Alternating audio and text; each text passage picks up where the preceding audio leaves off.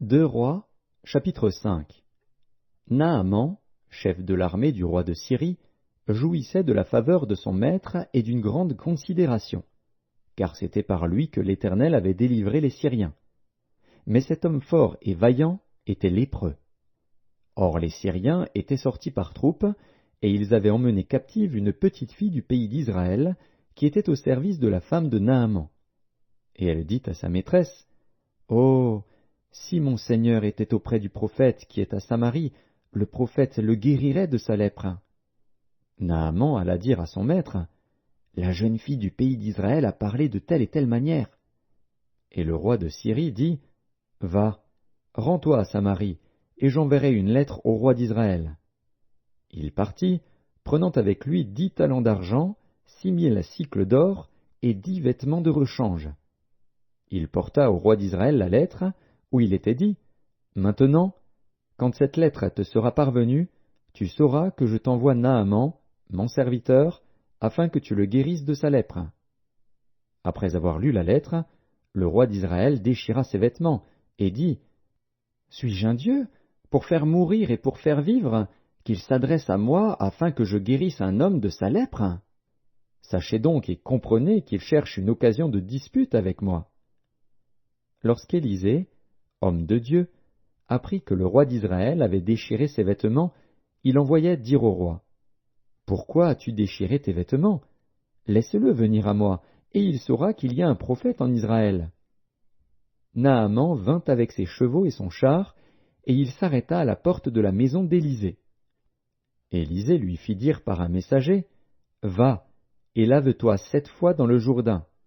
Ta chair deviendra saine, et tu seras pur. » Naaman fut irrité, et il s'en alla, en disant, « Voici, je me disais, il sortira vers moi, il se présentera lui-même, il invoquera le nom de l'Éternel, son Dieu, il agitera sa main sur la place et guérira le lépreux. Les fleuves de Damas, l'Abana et le Parpar ne valent-ils pas mieux que toutes les eaux d'Israël? Ne pourrais-je pas m'y laver et devenir pur? » Et il s'en retournait et partait avec fureur. Mais ses serviteurs s'approchèrent pour lui parler, et ils dirent, « Mon père, si le prophète t'eût demandé quelque chose de difficile, ne l'aurais-tu pas fait?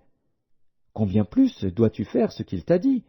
Lave-toi, et tu seras pur. » Il descendit alors et se plongea 7 fois dans le Jourdain, selon la parole de l'homme de Dieu. Et sa chair redevint comme la chair d'un jeune enfant, et il fut pur. Naaman retourna vers l'homme de Dieu, avec toute sa suite. Lorsqu'il fut arrivé, il se présenta devant lui, et dit, « Voici, je reconnais qu'il n'y a point de Dieu sur toute la terre, si ce n'est en Israël. Et maintenant, accepte, je te prie, un présent de la part de ton serviteur. » Élisée répondit, « L'Éternel, dont je suis le serviteur, est vivant. Je n'accepterai pas. » Naaman le pressa d'accepter, mais il refusa. Alors Naaman dit, « Puisque tu refuses, permets que l'on donne de la terre à ton serviteur, une charge de 2 mulets, car ton serviteur ne veut plus offrir à d'autres dieux ni holocauste ni sacrifice, il n'en offrira qu'à l'Éternel. Voici toutefois ce que je prie l'Éternel de pardonner à ton serviteur. Quand mon maître entre dans la maison de Rimon pour s'y prosterner et qu'il s'appuie sur ma main, je me prosterne aussi dans la maison de Rimon.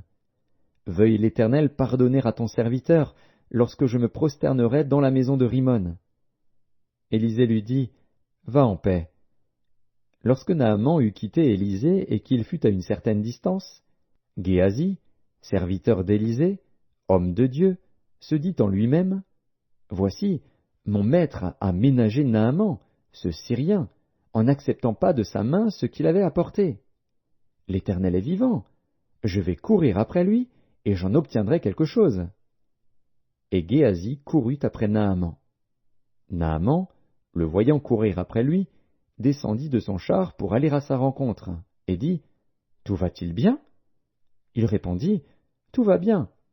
Mon maître m'envoie te dire, voici, il vient d'arriver chez moi 2 jeunes gens de la montagne d'Éphraïm, d'entre les fils des prophètes. Donne pour eux, je te prie, 1 talent d'argent et 2 vêtements de rechange. Naaman dit, consent à prendre 2 talents.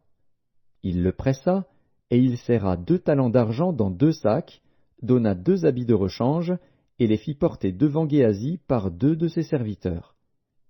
Arrivé à la colline, Géasi les prit de leurs mains et les déposa dans la maison, et il renvoya ces gens qui partirent. Puis il alla se présenter à son maître. Élisée lui dit, « D'où viens-tu, Géasi ?» Il répondit, « Ton serviteur n'est allé ni d'un côté ni d'un autre. » Mais Élisée lui dit, « Mon esprit n'était pas absent lorsque cet homme a quitté son char pour venir à ta rencontre.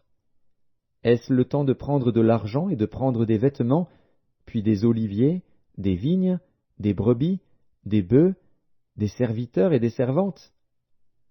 La lèpre de Naaman s'attachera à toi et à ta postérité pour toujours. » Et Géasi sortit de la présence d'Élisée avec une lèpre comme la neige.